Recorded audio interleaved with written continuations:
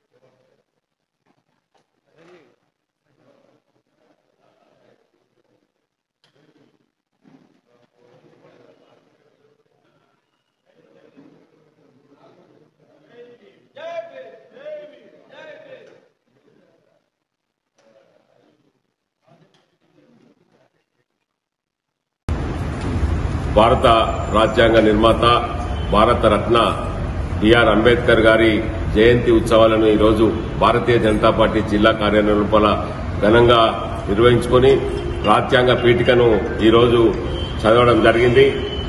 Bharatiya Janata party జాతీయ party పిలుపు మేరకు అన్ని బూతుల లోపల కూడా ఘనంగా అంబేద్కర్ గారికి నివాళులర్పించడం జరుగుతూ ఉన్నది. అనేక బస్తీల లోపల భారతీయ జనతా పార్టీ ఆధ్వర్యం లోపల ఇలా సేవా కార్యక్రమాలు జరుగుతూ ఉన్నాయి. ఏదైతే భారత రాజ్యాంగాన్ని నిర్మించి మనందరికీ దేశం లోపల మార్గదర్శనం చూసినటువంటి భారతరత్న బిఆర్ అంబేద్కర్ గారి వారసులమని చెప్పుకుంటున్నటువంటి కాంగ్రెస్ పార్టీ తనను అవమానించినటువంటి తీరును మేము ప్రజల లోపల తీసుకుపోవడానికి నేటి నుండి 10 రోజుల పాటు జనజాగరణ అభియాన్ చేస్తా ఉన్నాము. ప్రతి ఇంటికి భారతీయ జనతా పార్టీ కార్యకర్తలు వెళ్తారు. 35 సంవత్సరాల వరకు మరి బిఆర్ అంబేద్కర్ కు ఆయన చనిపోయిన తర్వాత భారతరత్న ఎందుకు ఇవ్వలేదనేటువంటి విషయాన్ని మేము కాంగ్రెస్ పార్టీ ఎందుకు ఇవ్వలేదనేటువంటి విషయాన్ని ఇలా ప్రజల లోపలికి తీసుకుపోతాం. మరి ఆయనను 2 సార్లు ఎవరు ఓడగొట్టిందనేటువంటి విషయాన్ని మేము ప్రజల లోపల తీసుకుపోతాం. అదేవిధంగా ఆయన చనిపోతే మరి ఢిల్లీ లోపల అంత్యక్రియ చేయకుండా బాంబాయికి ఎందుకు తీసుకుపోయినటువంటి అంశాన్ని కూడా మేము ప్రజల లోపల తీసుకుపోయి కాంగ్రెస్ పార్టీ బిఆర్ అంబేద్కర్ చేసినటువంటి అవమానాలన్నింటినీ ప్రజల లోపల తీసుకుపోయి జన జాగరణ చేస్తాము. మీకు ప్రజల లోపల మీరు ఇలా కల్లిపొల్లి మాటలు చెప్తూ భారతీయ జనతా పార్టీ రాజ్యాంగ వ్యతిరేకము, అంబేద్కర్ కు వ్యతిరేకం అనేటువంటి చెప్పేటువంటి మీ యొక్క కుటీల కుతంత్రాలను ప్రజాక్షేత్రం లోపల అందరికీ తెలియజేస్తామని ఈ సందర్భంగా తెలియజేస్తా ఉన్నాం. భారత్ మాతాకి జై. బీజేపీ ఆధ్వర్యంలో నిన్న అంబేద్కర్ గారి విగ్రహాలకు శుద్దీకరణ, ఈరోజు వారికి నివాళులర్పించడము, అదేవిధంగా ఈ రాబోయే 10 రోజులలో కూడా అనేక కార్యక్రమాలు భారతీయ జనతా పార్టీ ఆధ్వర్యంలో చేపట్టడం జరుగుతుంది. కాంగ్రెస్ పార్టీ ఎట్లా మోసం చేసింది ఈ దేశ ప్రజలని మనం ఒకసారి ఆలోచించాల్సిన అవసరం ఉన్నది. డాక్టర్ బాబాసాహెబ్ అంబేద్కర్ ఒక నిరుపేద కుటుంబంలో పుట్టి, అంటే ఈ మట్టిలో పుట్టి ఈ దేశంలో ఉన్న సమస్యలన్నీ తెలిసిన వ్యక్తి. ఇక్కడ స్థానికంగా ఉన్న సమస్యల పట్ల అవగాహన, అదేవిధంగా ఉన్నత విద్యాభ్యాసం. లండన్లో పోయి చదివారు, 39 డిగ్రీలు తీసుకున్నారు, అన్ని అర్హతలున్న వ్యక్తి. నా అభిప్రాయంలో అంబేద్కర్ గారిని ఆ రోజు నెహ్రూని ప్రధానమంత్రి చేసే బదులు అంబేద్కర్ గారిని ప్రధానమంత్రి చేస్తే ఈ దేశంలో ఇవాళ ఉన్న సమస్యలన్నిటికీ ఇప్పటికే పరిష్కారం వస్తుండే. కానీ ఆ రోజు అంబేద్కర్ గారికి అన్ని అర్హతలు ఉన్నప్పటికీ కావాలని ఆయనను పక్కకు పెట్టడానికి నెహ్రూ గారు కేబినెట్ లో ఆయనకున్న విద్యా అర్హతకు ఆయనకు ఆర్థిక శాఖ మంత్రి ఇవ్వాలి, కానీ ఇయ్యలే. అంబేద్కర్ గారిని ఓడగొట్టారు ముంబైలో, మహారాష్ట్రలో ఓడగొడితే అంబేద్కర్ గారు పోయి బెంగాల్ నుంచి గెలిచి వచ్చారు, 2 సార్లు ఓడగొట్టారు. మళ్ళా మంత్రివర్గంలో కూడా తనను పక్కకు పెట్టి, అంటే ఎట్లయినా చేసి అంబేద్కర్ గారిని పక్కకు పెట్టాలనే ఆలోచనతోటి అప్పుడు నెహ్రూ ఆలోచించారు. అంబేద్కర్ గారు రాజీనామా చేశారు. అంబేద్కర్ గారు చనిపోయినప్పుడు గౌరవ మర్యాదలు ఇవ్వలేదు. 1956లో అంబేద్కర్ గారు చనిపోతే 34 సంవత్సరాలు ఈ దేశాన్ని పరిపాలించింది నెహ్రూ, ఇందిరాగాంధీ, రాజీవ్ గాంధీ.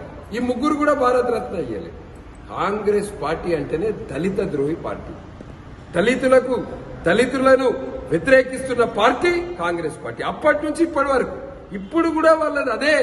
ఇవాళ మనం చూద్దాం ఏం డెవలప్మెంట్ చేసింది కాంగ్రెస్ పార్టీ. 15 నెలలు అయింది అధికారంలోకి వచ్చి. మీరు ఏదైతే చెప్పిర్రో మహిళలకు, పేద మహిళలకు 2500 రూపాయలు అట్లా మోసం చేశారు. దళితులకు ఏదైతే మీరు కట్టిస్తామన్నారు, ఇల్లు కట్టిస్తామన్నారు, ఎక్కడికి పోయినాయి మీ ఇల్లు?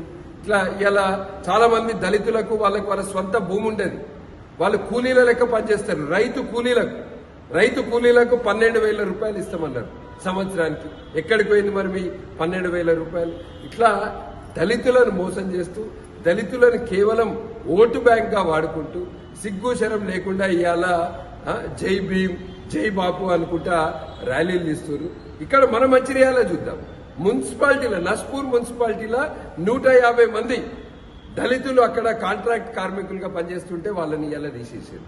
ఇట్లా దళితులను మోసం చేస్తూ, దళితుల ఓటు బ్యాంకు వాడుకొని ఇవాళ దళితుల కొరకు మేమేదో చేస్తున్నామని తిరిగితే ప్రజలు నమ్మే పరిస్థితి లేదు.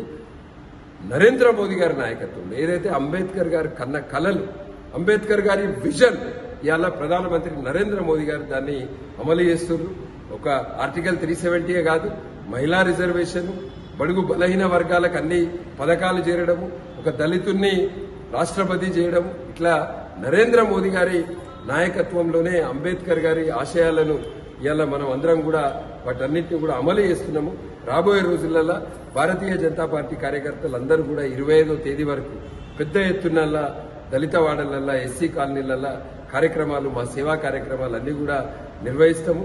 ప్రజల్లోకి కూడా మోదీ గారి ప్రభుత్వం ఏం చేస్తుంది, కాంగ్రెస్ ప్రభుత్వం అంబేద్కర్ గారిని ఎట్లా అవమానించిందన్న విషయంలో కూడా ప్రజల్లోకి తీసుకెళ్తాము. మళ్ళొక్కసారి అందరికి కూడా అంబేద్కర్ జయంతి శుభాకాంక్షలు. జై భీమ్.